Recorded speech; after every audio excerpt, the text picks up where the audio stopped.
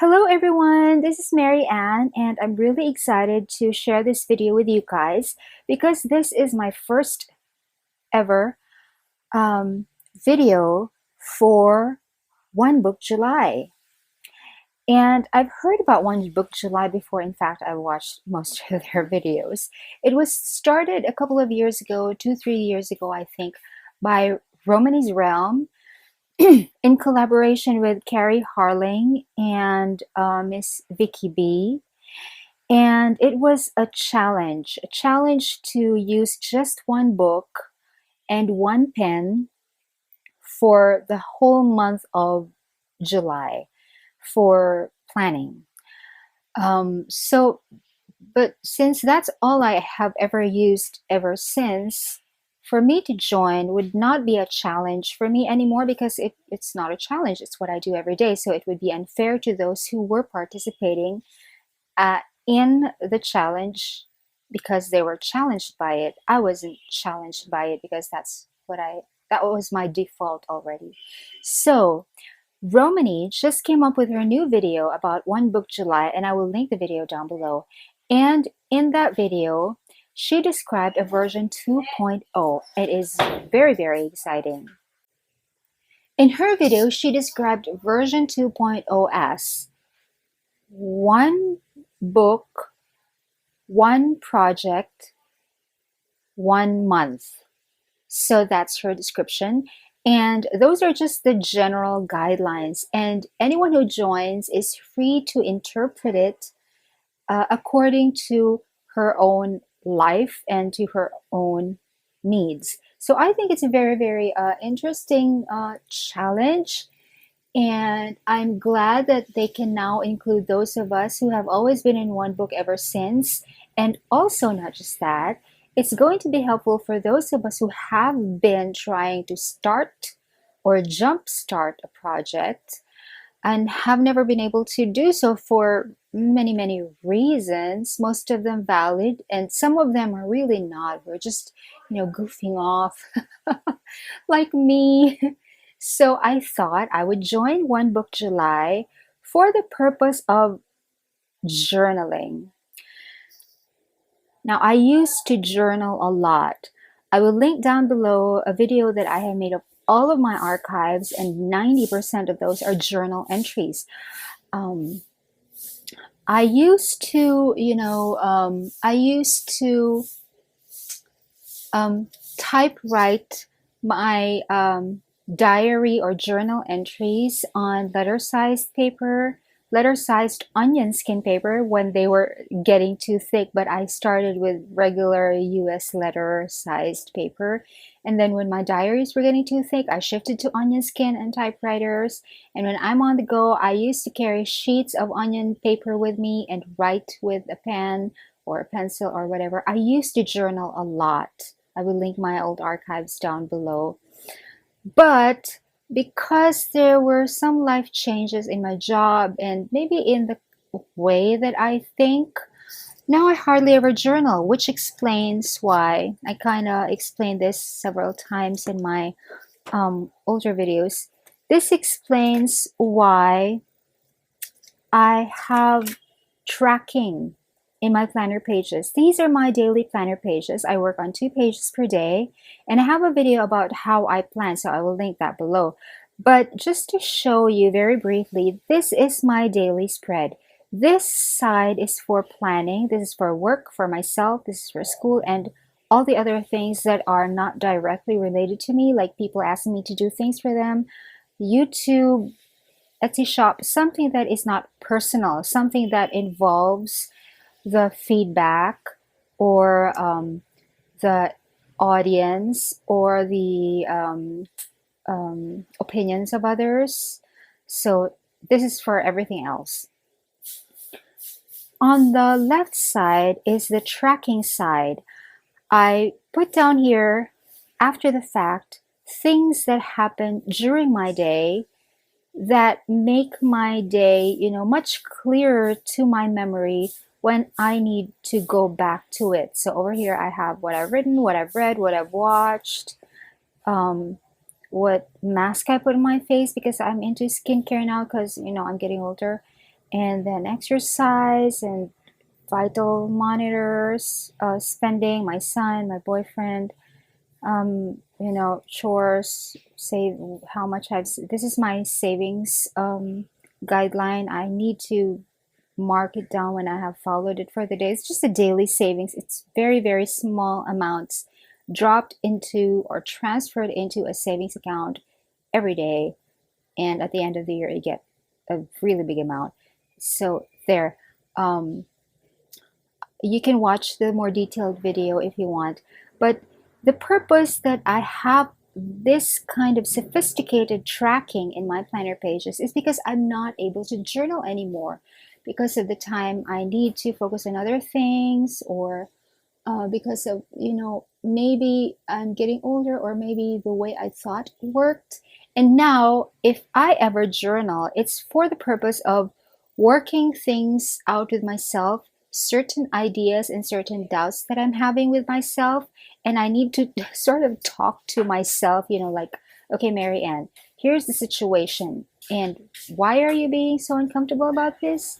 Could it be because of that and that and that? If that is the case, what are we going to do about it? Those are the contents of my journal now after I have started this kind of tracking thing, because I found that it would be too tedious to journal about what I did for the day.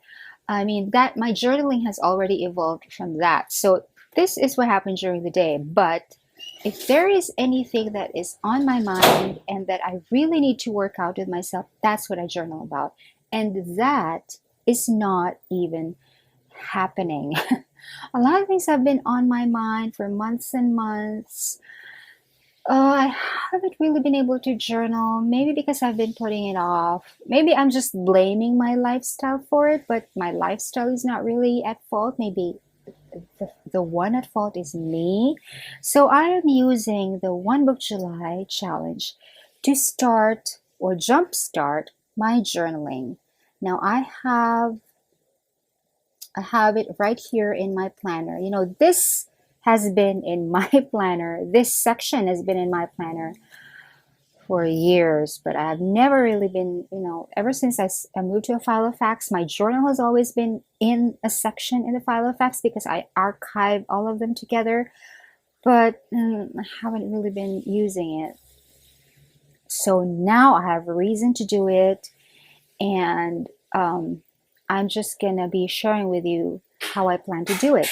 Now, the paper I am going to use is Tomoe River paper DR276. This is actually Raymay Da Vinci, but it's made of Tomoe River paper. It's called DR269, and I ordered a bunch of this from Amazon and from eBay and from Kawaii Tokyo as well.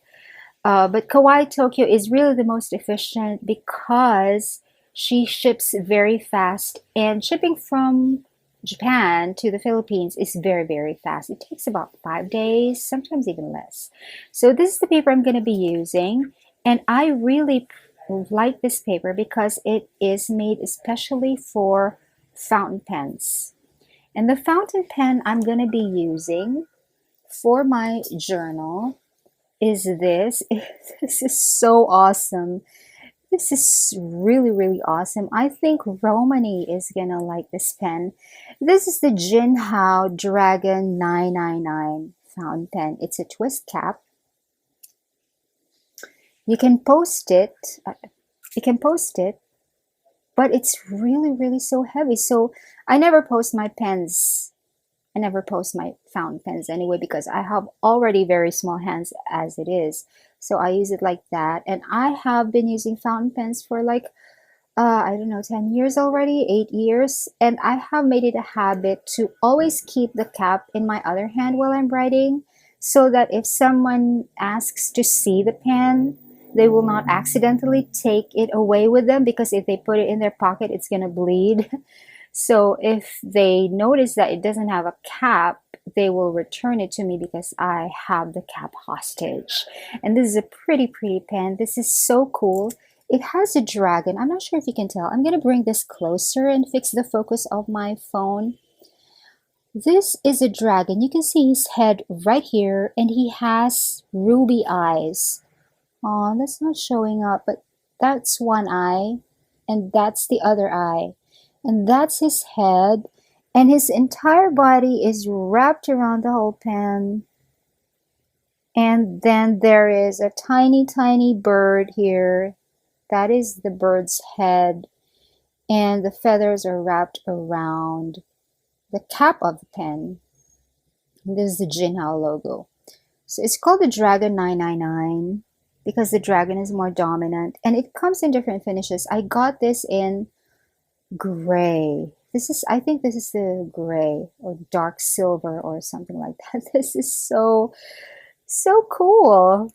I really like this pen, and it's a converter converter filler.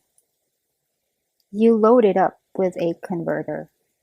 Oh my god, what's happening? Okay, there. It already comes with a converter, and the converter has the Jinhao stamp on it. And let me just share with you the fountain pen ink that I want to use for this pen for the purpose of journaling for One Book July. This is one of my favorite fountain pen ink brands. It's Diamine. I'm not sure if I'm saying it right. Is it Diamine or Diamine? I'm not sure. I call it Diamine. It's the Eau de Nil. And it's a very, very strange shade of blue. You can see it right here. It's a little bit teal. It's a dark teal, but it has more blue in it. It's not blue-green, but I really like it. It comes in this bottle, and even the design of the bottle is very old-fashioned, and I like it. Not so ornate, but it has some details that you know are just old-fashioned. And this is the bottle that this company has always been using. They've never changed it. They only changed this because this is a Bakelite cap, I think. Yes, it still feels like the old one, but my older Diamine inks had a cap that was dark green with black irregular spots. And that's the only thing that's different with this bottle than the other older bottles. But all the rest are the same. So I don't think that this company ever changed their packaging, which I like. I like it when companies, stick to their traditions. Especially if it's fountain pen ink. It already has that, old-fashioned feel to it. So let me just share with you guys a video clip of me writing on this Tomoe River paper, and I'll show you how that comes out. Let's see.